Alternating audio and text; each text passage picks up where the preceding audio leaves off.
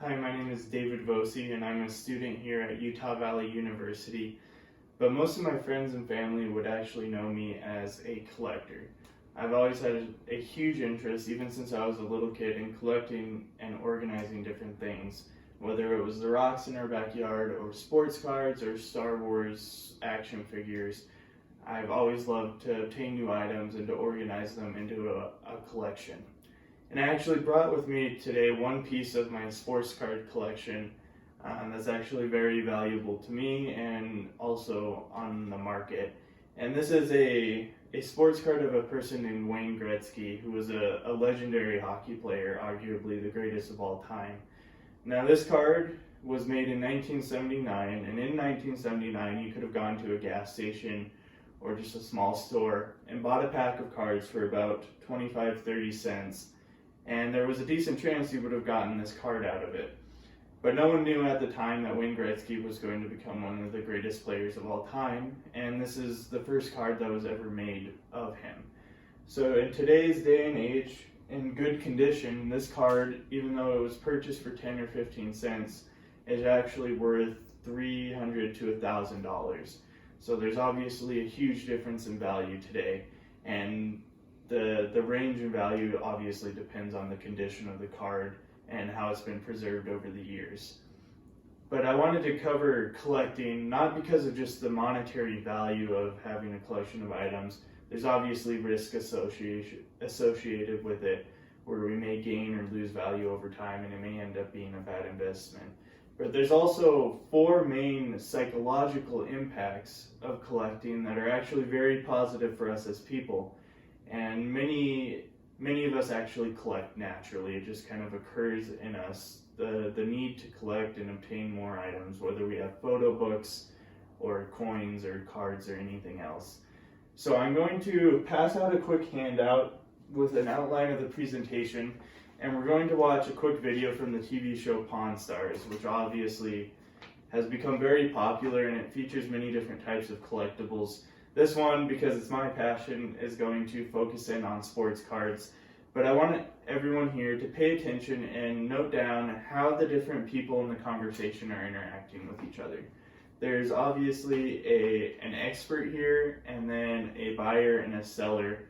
And so pay attention to how they're interacting, and feel free to write it down on here, just so you can keep it in mind as we're going over the different benefits that there are to collecting. And I'll go ahead and pass these out here. Go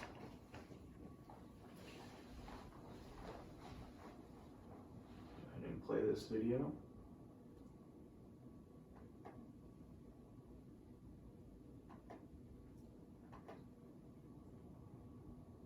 Okay, so the big thing is, how much is this thing worth?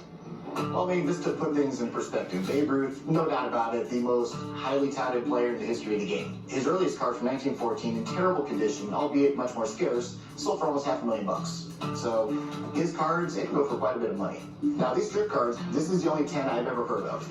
As a 7 and an 8, they sell for $1,000 really consistently. As a 10, I would say it'd be worth about $12,000, $15,000. It just isn't valued. Okay, so if you saw in the video, there was obviously a buyer and a seller, and the buyer initially, when the expert mentioned a value of $500,000, he was very happy. He thought he was going to get way more than what he was asking, which was $60,000, and that was a little bit early in their video. But then he got told the actual value, which was probably in the $10,000 to $15,000 range. And that was a huge disappointment to him. He's obviously not going to walk out of there with the $60,000 he wanted.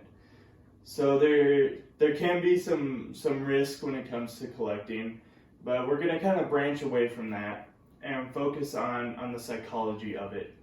So the first part that I wanted to discuss with you guys is the idea of stress reduction. Now, there's been presidents and athletes and actors and many different famous people that have maintained daily some type of collection. Why?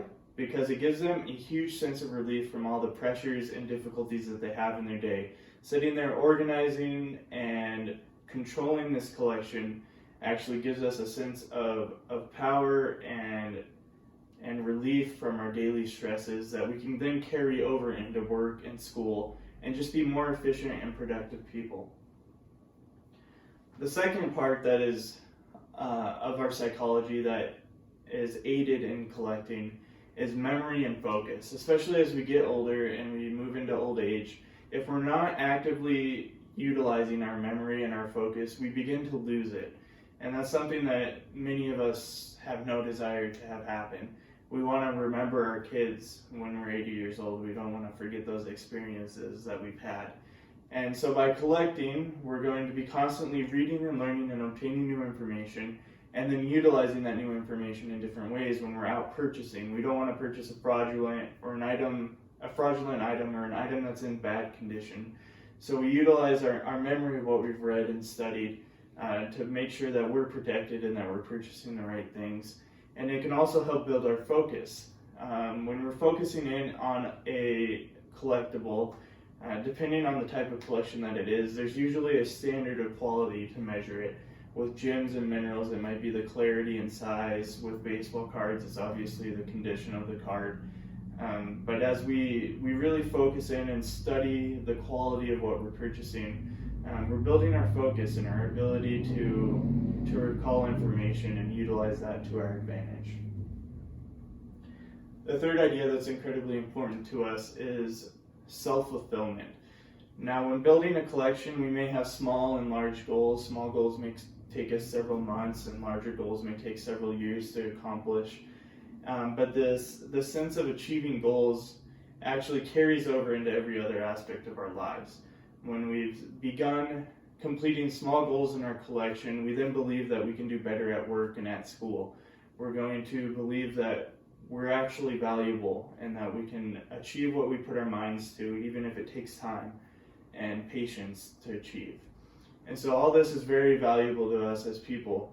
Oftentimes when collecting, I can't say how many times I've gone out wanting to buy one specific thing, and I knew I had the money to buy one specific thing that would complete my collection, but I had to wait. It just wasn't available on the market at that time. So I utilized my patience, and when I was finally able to get that item, the sense of satisfaction that it provided to me was huge. And I know for the next week I was just happy with everything that happened because I had completed that piece of my collection that I had spent months waiting to complete. Now, the fourth and final way that we're going to cover that collection actually helps us as individuals is in relationship building. Obviously, with collections, there's conventions, stores, and other places that we can go out and meet like-minded individuals and share our ideas and knowledge with them.